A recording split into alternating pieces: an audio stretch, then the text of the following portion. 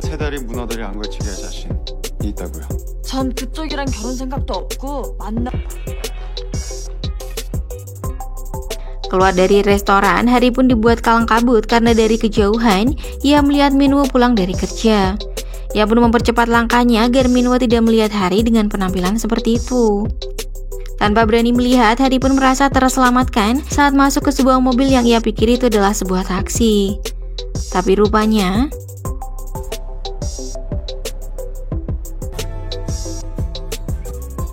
sama-sama terkejut, Hari pun tidak bisa menguraikan bagaimana perasaannya saat ini setelah melihat Minwoo lewat di depan mobil dan Taemoo yang ada tepat di hadapannya dan sedang memandanginya.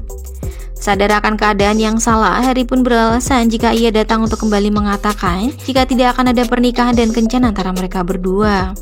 Merasa keadaan sudah aman, Hari pun bergegas keluar dari mobil Tai dan pergi begitu saja. Usai pertemuan dengan Taemoo, di malam yang sama Hari menemui Yongso dan menceritakan kejadian-kejadian yang terjadi selama bersama Taemoo. Yongso pun hanya bisa tertawa membayangkan apa yang sudah dihadapi oleh Hari. Lagi-lagi Hari meminta pada Yongso untuk segera menyelesaikan persoalan yang menurutnya sudah tidak terkendali. Keesokan paginya, Shin berpindah pada kediaman keluarga Kang, di mana pagi itu Taemoo dan sang kakek sedang akan sarapan. Tiba-tiba saja kakek membahas soal rencana pernikahan Taemoo dan Yongso yang harus segera dilaksanakan. Alasannya karena kakek ingin segera menimang cicit. Hari yang sedang berada di tempat kerja tanpa sengaja berpapasan dengan Taemoo yang kala itu terlihat murung. Panik dan ketakutan, ia pun bergegas menghindar. Sampai akhirnya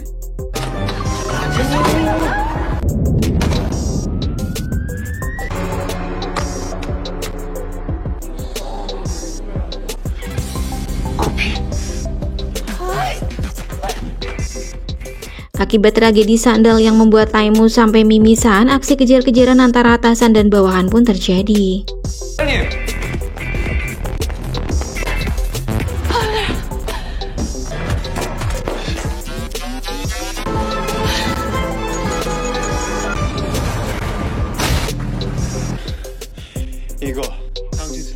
Meskipun pada akhirnya Hari tertangkap basah dan berada dalam satu lift dengan Taemoo, untung saja sang presdir tidak menyadari jika Hari adalah Yongso palsu.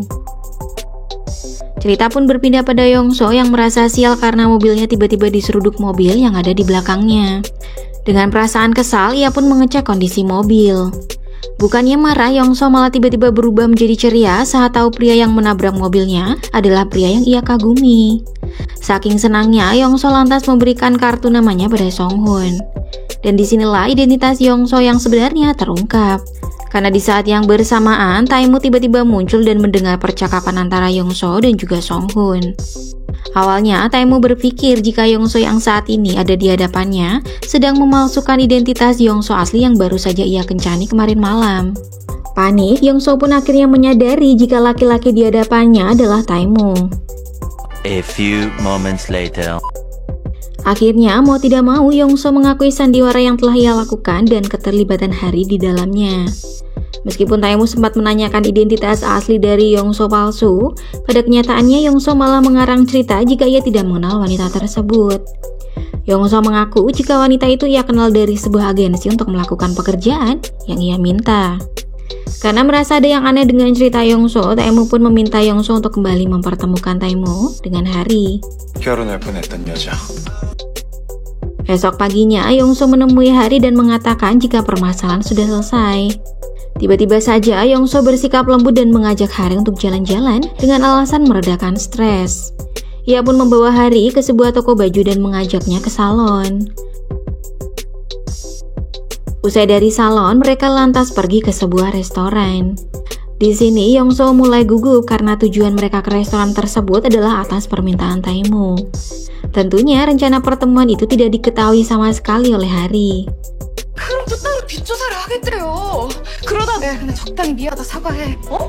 Saat yang mendebarkan pun tiba saat Yongso mengatakan yang sebenarnya jika sebentar lagi Taemoo akan datang. Ia lantas meminta maaf pada Hari karena terpaksa melakukan semua ini karena ia di bawah ancaman Taemoo. Yang mana Taemoo akan mencari tahu sendiri identitas Hari jika Yongso tidak mengatur jadwal pertemuannya dengan Hari. Singkat cerita, Yongso pun memutuskan untuk kabur sambil memberikan sebuah tas yang berisi rambut palsu pada Hari.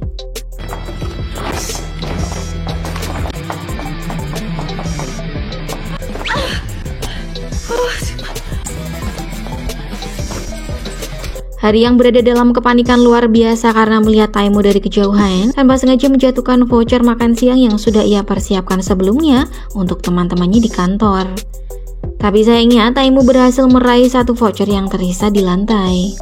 만나네요. 가짜진 영서 씨.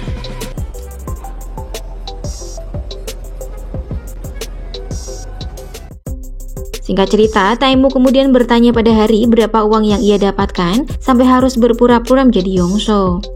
Hari pun menceritakan duduk permasalahannya secara detail pada Taemoo. Dengan perasaan bersalah, ia pun meminta maaf karena telah berbohong padanya. Karena tidak mendapatkan respon dan suasana menjadi canggung, Hari pun pamit dan hendak menyudahi pertemuan mereka. Tapi tiba-tiba saja Taemoo menelepon nomor Hari dan memintanya untuk menyimpan nomor handphonenya. Selain itu, Taemoo mewajibkan Hari untuk mengangkat telepon setiap kali ia menghubungi Hari. Taemoo mengancam akan mendatangi kedai milik Hari jika ia sampai menghilang. 그리고 진짜 이름은 Singkat cerita, Taemoo lantas menanyakan nama asli Hari. Disinilah Hari hampir saja keceplosan menyebutkan nama aslinya. Ia pun kembali berbohong dengan mengatakan jika namanya adalah Shin Geum-hee. Sesampainya di rumah, Taemoo langsung disambut oleh kakek yang sekonyong-konyong langsung menanyakan rencana pernikahan Taemoo dengan Yongso. Dengan santai, Taemoo menjawab jika tidak akan terjadi pernikahan antara mereka berdua. 뭐야? 아니 그게 무슨... 당신 영서 씨 얘기 꺼내지 마세요. 저 녀석이